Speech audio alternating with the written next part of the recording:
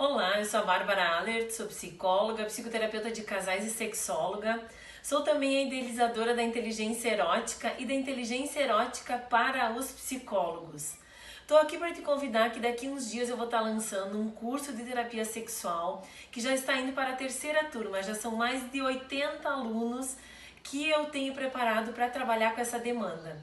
Tu já pensou em trabalhar com essa demanda? Tu já pensou em te especializar e poder conhecer os critérios para poder fazer diagnóstico sobre as disfunções sexuais, sobre as parafilias, sobre a questão da disforia de gênero, como trabalhar com a questão do abuso sexual? Então assiste aí um pouquinho das aulas que eu já dei gratuitamente e que eu quero te convidar para tu conhecer como é que eu trabalho, como é que eu dou aula para os meus alunos e como que esses alunos saem mais fortalecidos e saem com as suas questões relacionadas aos pacientes resolvidas. Acompanha aí. Assim eu consigo compartilhar o meu conhecimento. O que acontece? Hoje eu não dou conta dos atendimentos que eu tenho para fazer, da quantidade de pessoas que buscam o meu atendimento. E eu acredito que se a gente formar uma rede de profissionais que estão mais qualificados, mais pessoas vão ter atendimento, né? Então, cada um num canto do país, cada um dentro de uma abordagem, cada um dentro de uma linha, não importa. A questão é que a gente vai, assim, conseguir qualificar mais os profissionais. A gente vai acabar com aquele medo, com aquele tabu que a gente também tem com relação à sexualidade, e aí todo mundo vai poder trabalhar mais tranquilamente. Então, hoje eu trouxe um assunto que vem muito para mim no consultório, que é quando eu atendo mulheres ou casais, quando a mulher relata dor durante a relação sexual. O tema hoje é a dor na relação sexual, como atender as pacientes, né? Antes disso, eu achei importante a gente poder pensar o que é, né, a dor na relação, né? A dor na relação ela é considerada uma disfunção sexual feminina. Essa disfunção sexual feminina ela pode se apresentar sob diversos ângulos. Então, assim, às vezes a paciente vai chegar e vai falar que ela tá com dor, que ela tá com ardência, que ela tem a sensação de lixar a vagina, que ela tem inchaço após a relação sexual e também podem ter sintomas de repetição como a candidíase, por exemplo, que é uma das coisas que normalmente a gente nem dá muita atenção, né? Se caracteriza com uma dificuldade na penetração, né, vaginal durante a relação sexual, esta é uma possibilidade. Dor vulvovaginal ou pélvica intensa durante a relação sexual vaginal ou nas tentativas de penetração. E aí vocês sabem o que é a vulva, né? A vulva é tudo que envolve a vagina, a virilha, os grandes lábios, os pequenos lábios, o clitóris. Tudo isso é a vulva, certo? Então, muitas vezes, esse paciente, né, essa mulher, ela vai ter dor só de imaginar chegar perto, certo? E ela, por quê? Porque ela já vai contraindo. Mas vamos lá que eu estou antecipando as coisas.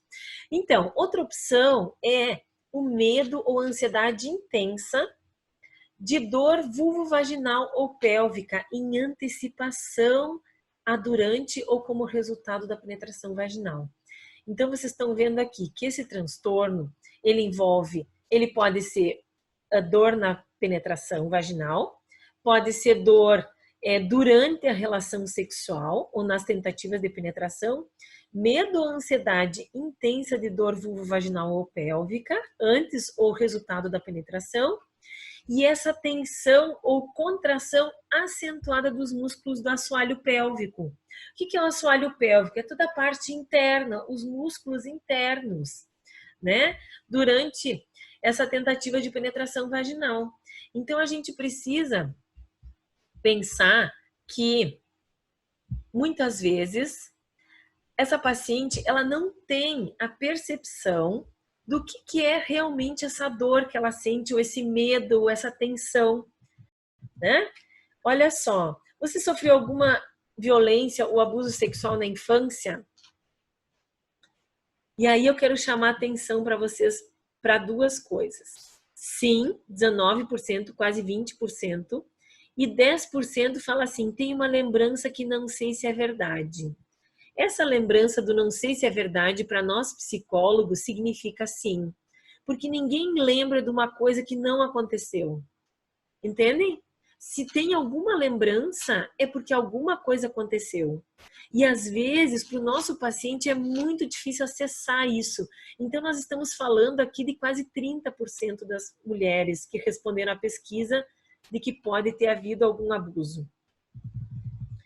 Você lembra de, após essa situação abusiva, sentir culpa por ter sentido prazer na experiência, mesmo que você sabia que não era bom?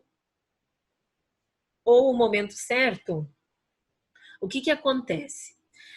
Dependendo da fase, da faixa etária da criança, ela vai sentir prazer no abuso.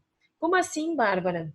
Sim, porque dependendo da fase, a criança não tem aquela sexualidade com a genitália, ela tem uma sensação gostosa. Não é sexual aquele gostoso, é um gostoso de como se fosse uma massaginha na mão, né? E aí eu trago aqui um exemplo de uma pessoa que fez contato comigo já há muitos anos, né? Muito tempo. Eu guardei esse recorte para vocês verem como que o paciente ele entra em contato, né? Normalmente os pacientes tentam agendar comigo pelo WhatsApp ou pelo Instagram, né? E aí uma delas diz assim: olá, me dá uma luz para o tratamento do vaginismo? Já fiz 1 ano com psicóloga, foi bem legal. Identificamos que é mais o subconsciente. Não sofri nenhum tipo de abuso. Agora comecei com a ginecologista, que também é sexóloga, mas estou tendo um pouco de dificuldade em me penetrar sozinha. Não tenho coragem de inserir meu dedo mindinho. O que fazer? Então, assim, como trabalhar com essa paciente, né? Qual é o nosso papel enquanto psicólogos? Como que a gente vai lidar com essa situação? E aí, alguns traumas que eu já acompanhei em relação à dor na relação, tá? Que podem originar dor. Então, dificuldades dos pais no casamento. Então, assim, não, eu não vou viver uma vida com outra pessoa, né? Porque eu já tenho esse modelo introjetado de casamento que não dá certo. Então, eu não vou viver sexualmente, eu não vou viver plenamente a sexualidade, porque isso é o que caracteriza um casamento, certo? Então, essa é uma hipótese. Aprendizagem de que o sexo é algo ruim, vulgar ou errado. Sentir desejo de fazer sexo não é algo aprovado pela família, por exemplo. Abuso sexual infantil e sensação de prazer como lembrança, mas culpa por isso, mesmo que a criança não fosse a responsável, porque no abuso sexual, eu tenho um módulo sobre isso no curso também, né, sobre abuso sexual infantil e a repercussão disso na sexualidade adulta. A gente fala assim que existem 3 papéis, né? O abusador, o abusado e o negligente. Então a gente não pode esquecer desses papéis. Vocês me entendem? Então o medo terrível de engravidar e ter que dar explicações para a família, né? Então, por exemplo, o paciente, ele usa camisinha, daí ele tem medo que estourou a camisinha, daí ele pega, amarra a camisinha. Teve uma paciente que fez isso, ela amarrou a camisinha, fez assim, Bárbara, mas ela tirou foto, ela me mandou a foto, Bárbara, porque ela é uma paciente com vaginismo que conseguiu ter uma relação sexual. Vocês vejam. E aí o medo de engravidar. Então ela tirou foto da camisinha, ela amarrou a camisinha, ela me mostrou o selinho da camisinha. Sabe assim, todo um pânico, um medo. Bárbara, mas e, né? Mas e se furasse? Eu iria ver, a pessoa iria ver. Nossa, foi assim, um medo terrível. É assim, é algo inconcebível para a mulher, né? Então, por exemplo, essa mulher, nós estamos trabalhando assim, o que significa isso, né? Qual é o medo que tem por trás disso, né? Ela tem o medo do julgamento, ela tem o medo de não corresponder às expectativas e assim por diante, né? Então, entregar-se por completo para o outro, mas com muito medo de perder o controle. Tem uma coisa que eu tenho acompanhado também, e no curso de terapia sexual da primeira turma, né, da inteligência erótica, a gente está escrevendo um livro, né? E o meu capítulo é sobre vaginismo e eu vou escrever sobre isso. O que eu tenho identificado nos casos que eu atendo, e hoje eu acho que quase 50% dos casos que eu atendo é vaginismo, e eu, assim, sinto uma alegria muito grande quando a pessoa consegue ter relações sexuais depois do tratamento, né, fisioterápico e psicológico. Então, assim, é aquela área que a gente se sente muito valorizado, que a gente se sente muito feliz, muito realizado, né? Então, assim, mas eu tenho identificado, então, pela quantidade de mulheres que eu tenho atendido, que existe a questão do controle muito forte. O controle, assim, da vida, o controle do outro. Então, se eu vou deixar o outro me acessar ou não. Porque tem um pouco de perder o controle no ato sexual. Então, às vezes, essa mulher, ela tem muito receio disso, né? Ela tem essa sensação de que ela vai ser invadida pelo outro, né? E eu vou escrever exatamente sobre isso. Para mim é uma honra estar aqui com essa sala cheia de psicólogos interessados em saber mais sobre ejaculação precoce, né? Esse é o nosso tema hoje. Então vamos lá, quais são os critérios então para ejaculação precoce ou prematura, né? Segundo o DSM-5, tá? Que é o manual que a gente precisa usar, não é mais DSM-4, porque os critérios mudaram, tá bom? O que acontece? Às vezes o pessoal nas listas de transmissão ou mesmo na supervisão e tal me pergunta, Bárbara, qual é a diferença entre ejaculação precoce e prematura? Entre ejaculação rápida e ejaculação precoce. Então agora a gente vai ver isso, tá? A ejaculação precoce, ela tem um padrão persistente ou recorrente de ejaculação que ocorre durante a atividade sexual com parceira, certo? Então não é na masturbação. Dentro de aproximadamente 1 minuto após a penetração e antes do momento desejado pelo indivíduo. Então, o que acontece? Bárbara, resumidamente, o que é ejaculação precoce? É assim, a pessoa vai ejacular em menos de 1 minuto depois que ela tiver penetrado. Aí tem o microfone aberto ainda. Depois que a pessoa tiver penetrado, em menos de 1 minuto ela ejacula. Então, isso é considerado ejaculação prematura, certo? A ejaculação precoce. Bárbara, a pessoa ejacula em 5 minutos. Isso é ejaculação rápida, certo? O tratamento é muito parecido, mas não é considerado uma disfunção sexual. E aí tem uma série de coisas que eu quero mostrar para vocês que vão interferir nisso, tá? No mínimo há 6 meses e devem ser experimentados em quase todas as ocasiões da atividade sexual e causam sofrimento para a pessoa, porque a pessoa não tem o controle, entende? Ela ejacula sem ela ter desejado. Então, gera um sofrimento muito grande. Quais são os fatores psicossociais que também afetam, certo? Parceira nova ou nova situação, por exemplo, uma separação, ou uma viuvez, uma perda no relacionamento, educação sexual deficiente, distorções ou questões religiosas muito importantes. Eu atendi esses dias uma pessoa que ele disse assim, Bárbara, eu me sinto pecando. Por quê? Porque a minha religião fala que eu só posso ter relações sexuais após o casamento. E ele não tem, eles acabaram de se conhecer, eles transaram 3 vezes, então isso também pode influenciar. Rosana, agora o teu microfone está aberto. História sexual pregressa de coitos rápidos também. Outra coisa, medo de gravidez. Ai, Bárbara, mas como assim medo de gravidez? Sim, não, vamos dar aqui uma rapidinha que não vai engravidar. Entenderam? Então é assim. Problemas de relacionamento conjugal, de novo aparecendo aqui, e presença de fatores estressantes, mortes, dificuldades profissionais, enfim. A ejaculação precoce é um problema do casal e isso significa que o tratamento é com o casal. Por quê? Porque muitas vezes a mulher ela já está de saco cheio do homem. Olha só como eu estou falando, né, para vocês aqui, mas é verdade. Às vezes a mulher já está de saco cheio, ela acha que o problema é só o homem, só que ela não se dá conta que também ela pode estar interferindo nesse processo, tá? O fato é que a ejaculação precoce passou a ter um efeito negativo sobre a qualidade de vida das pessoas. E quais são os efeitos? Certo? Comprometimento na autoconfiança sexual e no amor próprio, relutância para iniciar novas relações, ansiedade associada à ejaculação prematura e vergonha do seu problema. Não só em relação a si mesmos e às suas companheiras, mas inclusive na vergonha de relatar para o profissional o seu problema. Por isso, a baixa procura por atendimento. E eu estabeleço muito bem a relação terapeuta-paciente. Eu sou muito empática, né? E isso é uma coisa que, Por exemplo, assim, agora eu estou tendo uma demanda muito grande de solicitações de atendimento, de primeiro atendimento online, certo? Porque todo mundo que me procurava pelo presencial agora está vindo online. Então, o que acontece? Eu estabeleço com eles essa relação já no primeiro atendimento.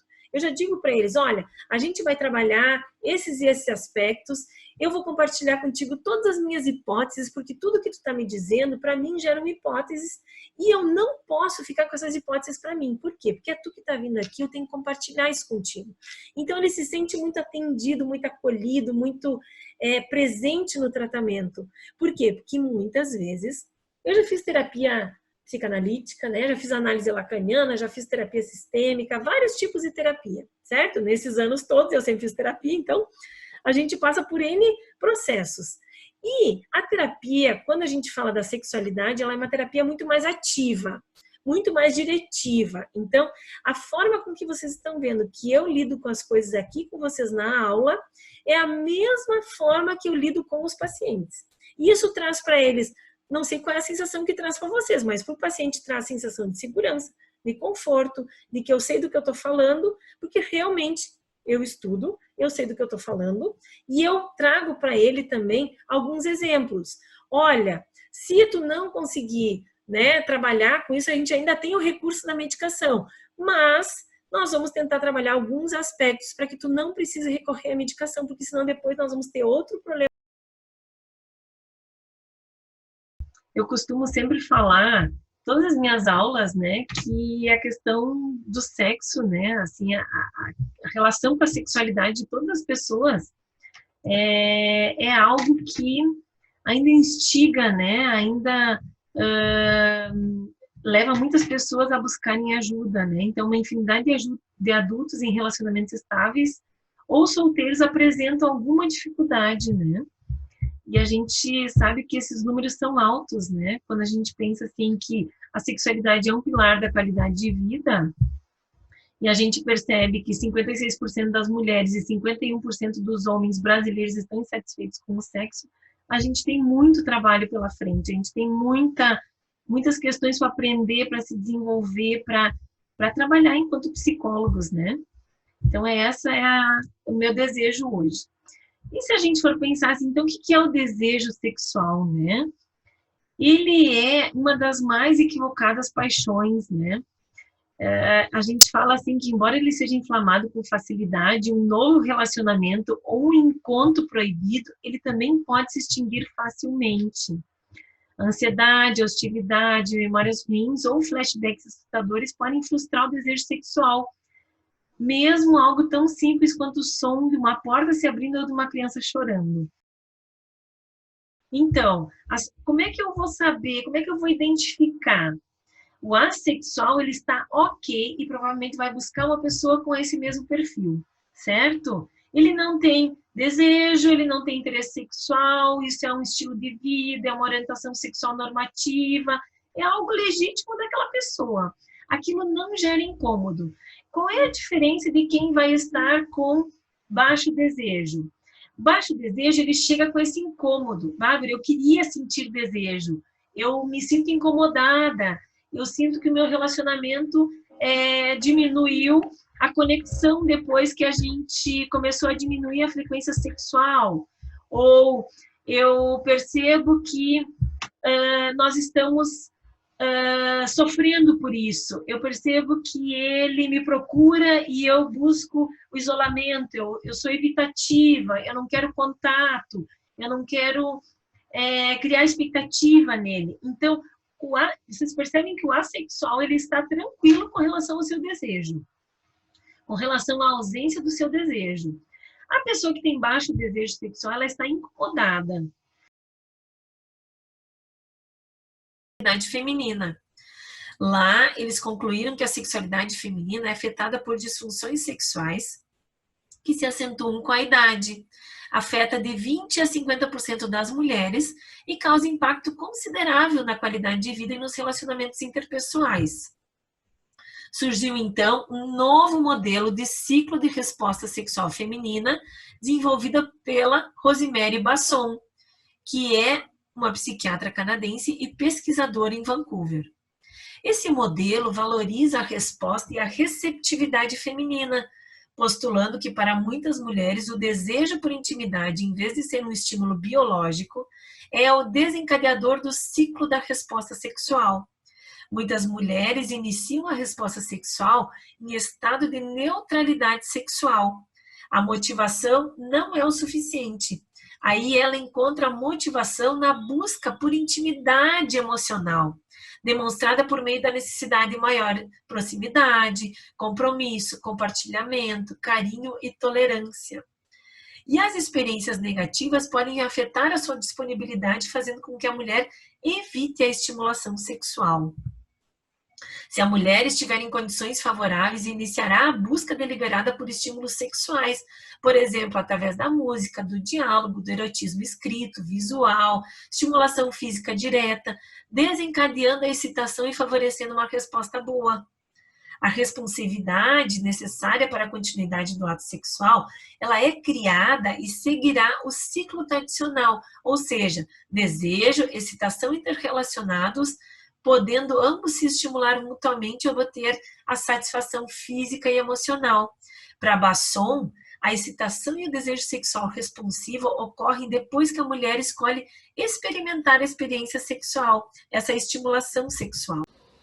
Agora, após tu já ter assistido um pouco de como é que vão funcionar as aulas, eu quero te convidar para tu te inscrever no grupo do WhatsApp, onde eu vou continuar respondendo questões que talvez surjam para ti na tua clínica.